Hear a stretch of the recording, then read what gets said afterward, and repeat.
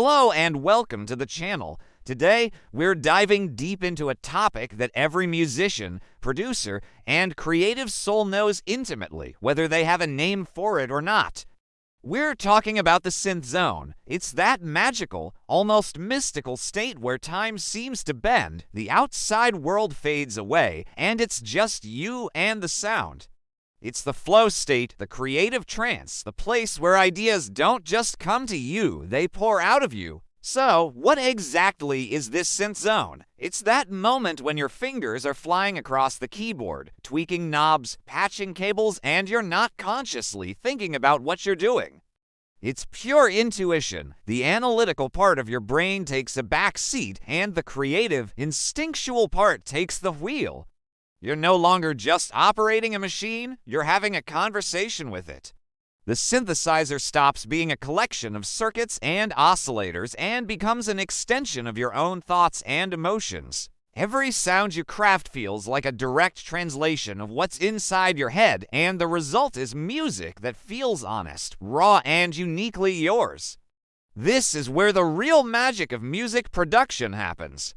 But getting into the zone isn't always easy. In fact, sometimes it feels downright impossible. You sit down, ready to create, and nothing. Your mind is blank, or worse, it's buzzing with distractions. Emails, social media notifications, the chores you need to do, that awkward conversation you had yesterday, it all crowds in, building a wall between you and your creativity. This is what we call creative block, and it's the arch nemesis of the synth zone. It's frustrating, demotivating, and can make you question your own abilities.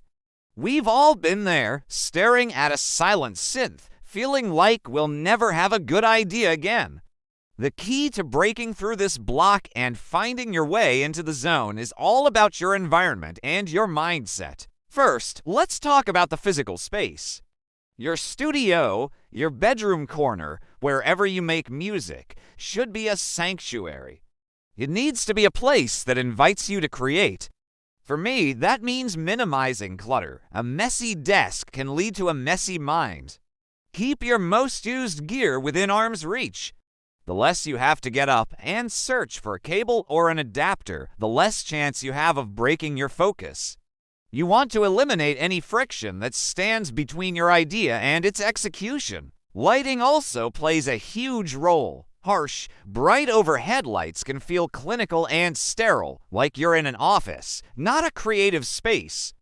Try using warmer, dimmer lights, maybe some colored LED strips, a lava lamp, or just a simple desk lamp to create a cozy, focused atmosphere.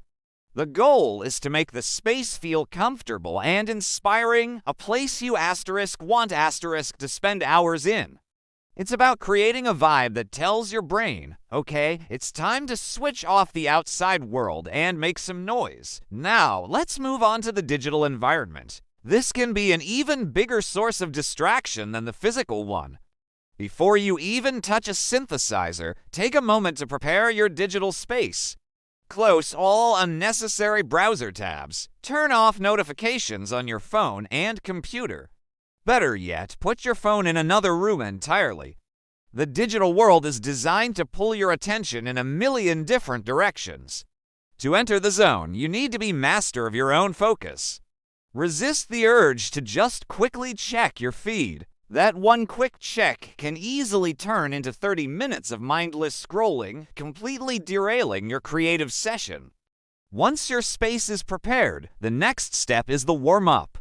You wouldn't run a marathon without stretching, and the same principle applies to a creative session. Don't sit down and expect to write a masterpiece in the first 5 minutes.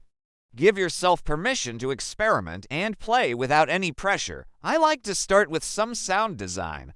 I'll pick a synth, initialize the patch, and just start turning knobs. I'm not trying to make a specific sound for a track. I'm just exploring.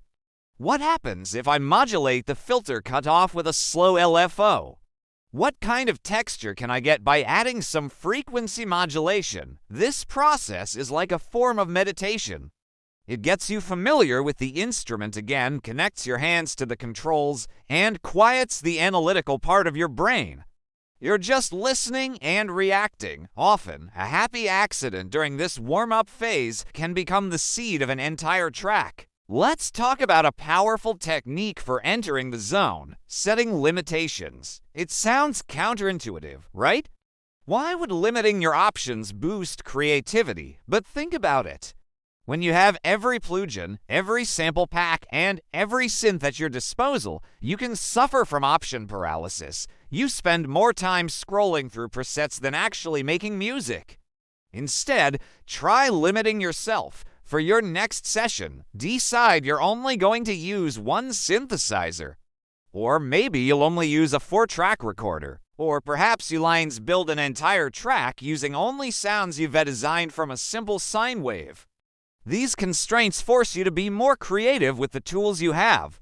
You have to dig deeper and find new ways to use them, which is often where the most interesting ideas are found. It's about depth over breadth.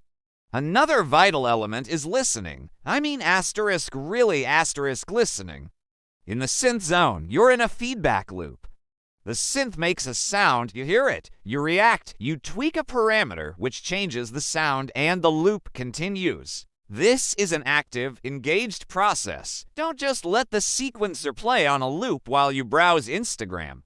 Close your eyes. What's the sound really doing?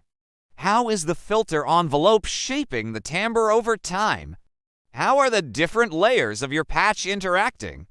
Pay attention to the subtleties, the harmonics, the way the delay feedback degrades.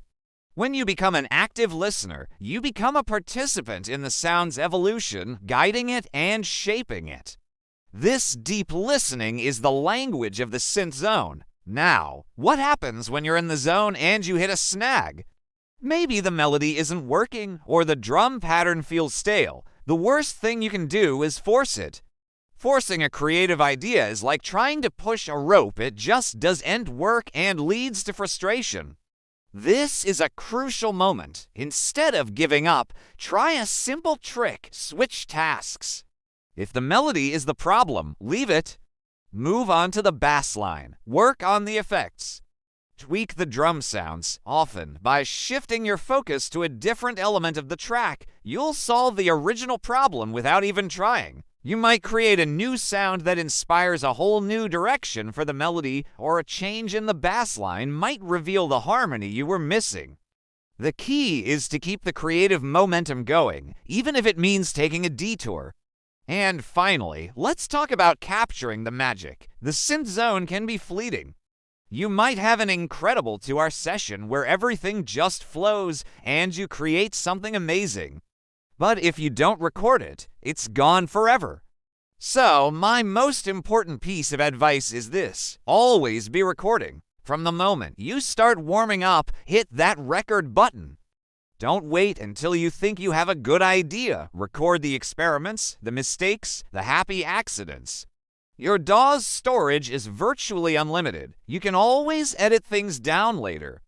That random noodle you played while trying to dial in a reverb setting might just be the perfect hook for your next song. Capture everything. You are creating a library of your own unique, spontaneous ideas that you can revisit later. These recordings are golden nuggets mined directly from the synth zone. So, to recap, curate your environment, eliminate distractions, warm up without pressure, embrace limitations, listen deeply, and always be recording. The synth zone isn't a mythical place you can only visit by chance. It's a state of mind that you can learn to cultivate and access more and more reliably. It's a practice, a discipline, and one of the most rewarding aspects of being a musician. It's where you find your unique voice and create music that truly matters to you. Thank you so much for hanging out with me today and exploring the synth zone. I hope these tips help you find your flow and create something amazing. What are your tricks for getting into the zone? Let me know down in the comments. I'd love to read them. If you enjoyed this video, please give it a thumbs up and consider subscribing for more deep dives into synthesis and music production. Until next time, stay creative.